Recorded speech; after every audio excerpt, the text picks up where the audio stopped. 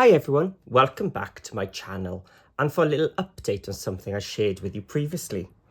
Now I told you and showed you this folio and said that I was going to be doing a tutorial with it as part of my Graphic 45 brand ambassadorship. This was the Flutter version of the folio. If you haven't seen it yet, have a look back on my channel and there's a full-on walkthrough for this. And I made this when the 3 new collections came out, and I asked which one of them do you think would suit. A lot of people chose Wonder of Oz, but it was quite even actually between the Journaling Through Time and the Farmhouse ones. So just to explain, I didn't pick this one so much as this was one that suited the best in the end, because I was going to use Journaling Through Time until I realised they had no vertical images.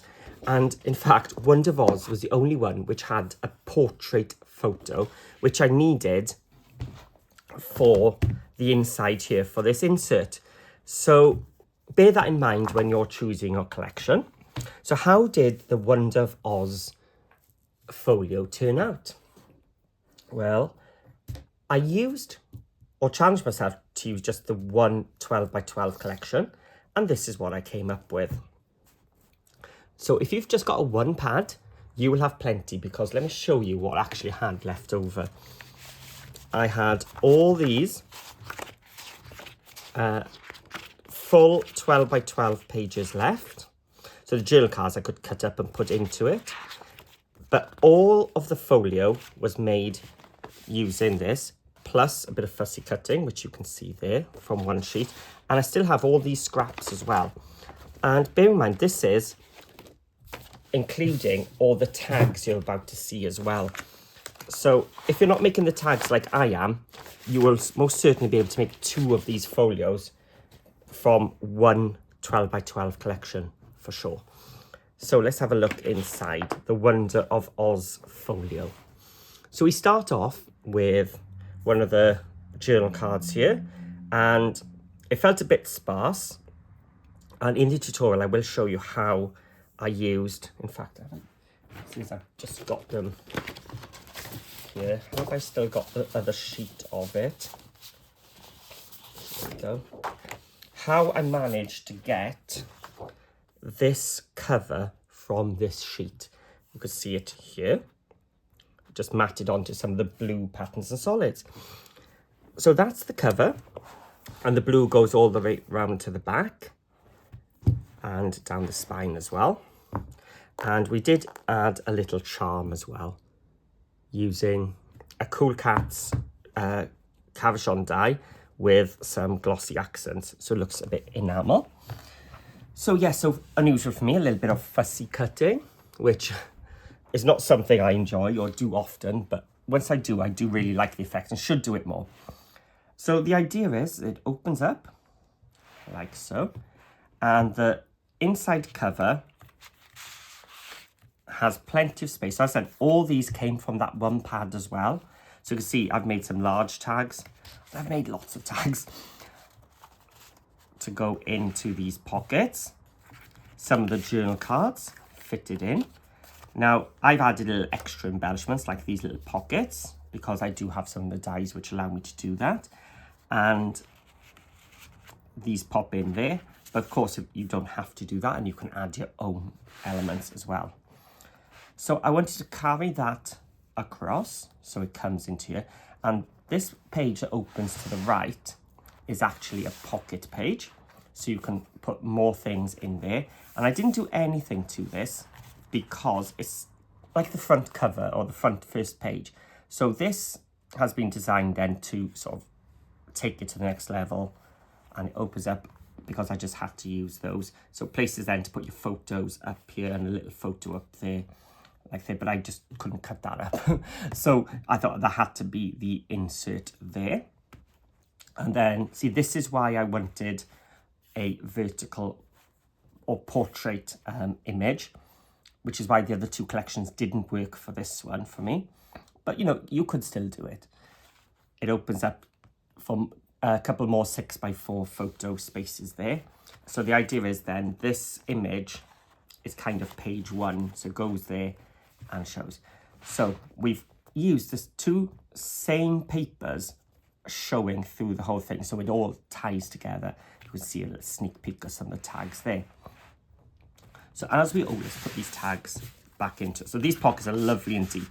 Plenty of space for some large photos and large ephemera. You can see I've just added some journal spaces to the back of these. And these are just left blank because you can write on the back of these as well. Let's put them that way. So let's have a look. So this opens up that way, but it's tucked inside. And then the main page opens to the right. And then again, there's a lot of pockets here. So it's been designed to fill up.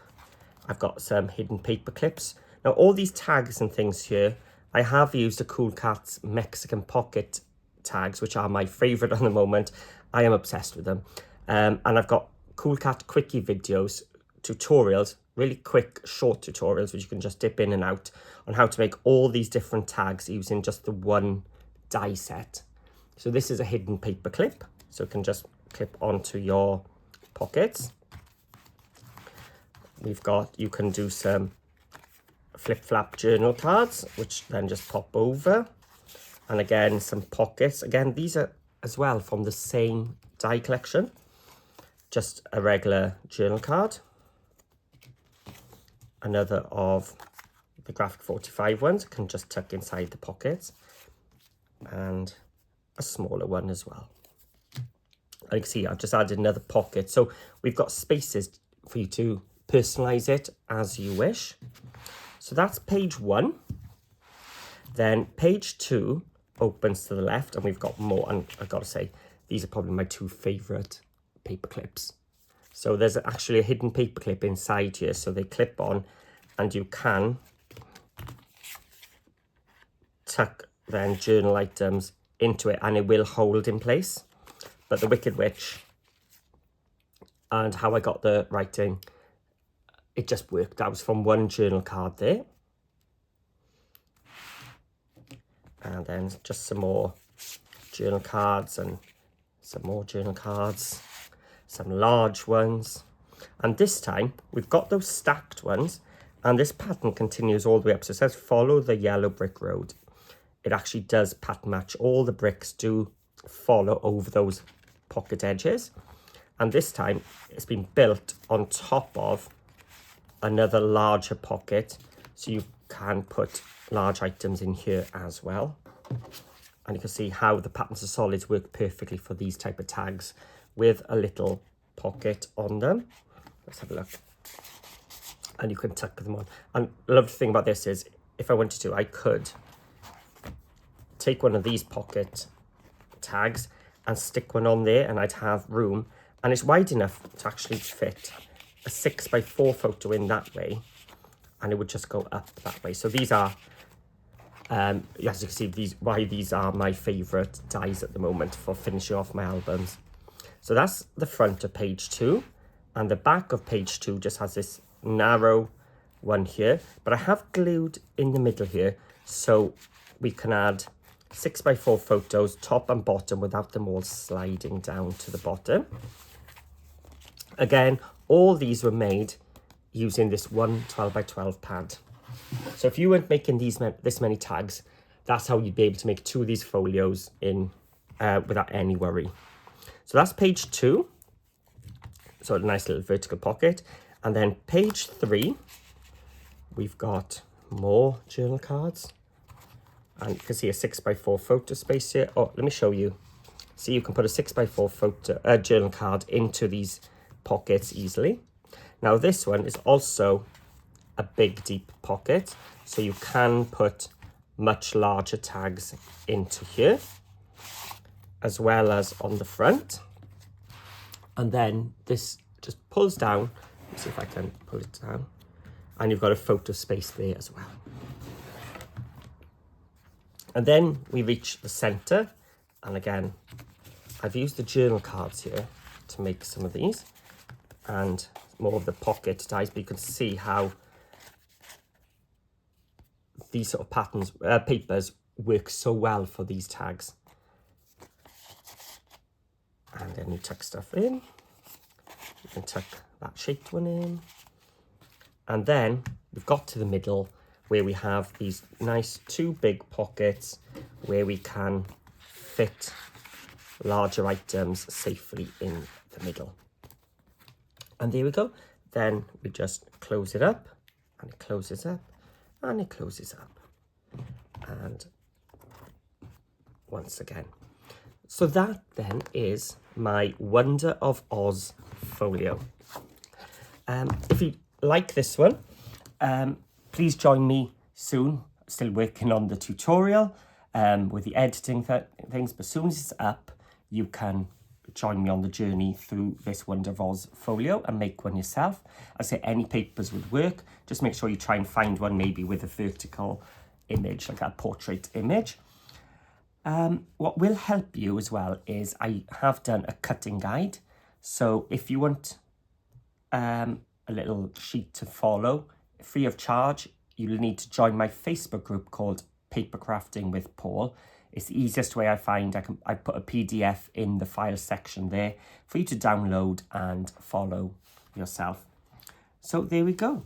If you like this, please give me a thumbs up, and your comments really do mean a lot and they do help quite a bit. So if you can, please hit that subscribe button, thumbs up and comments. They do help so much. And hopefully see you as well in my Facebook group, Paper Crafting with Paul, and see if you download it and join me. So thanks for watching, and see you in the tutorial.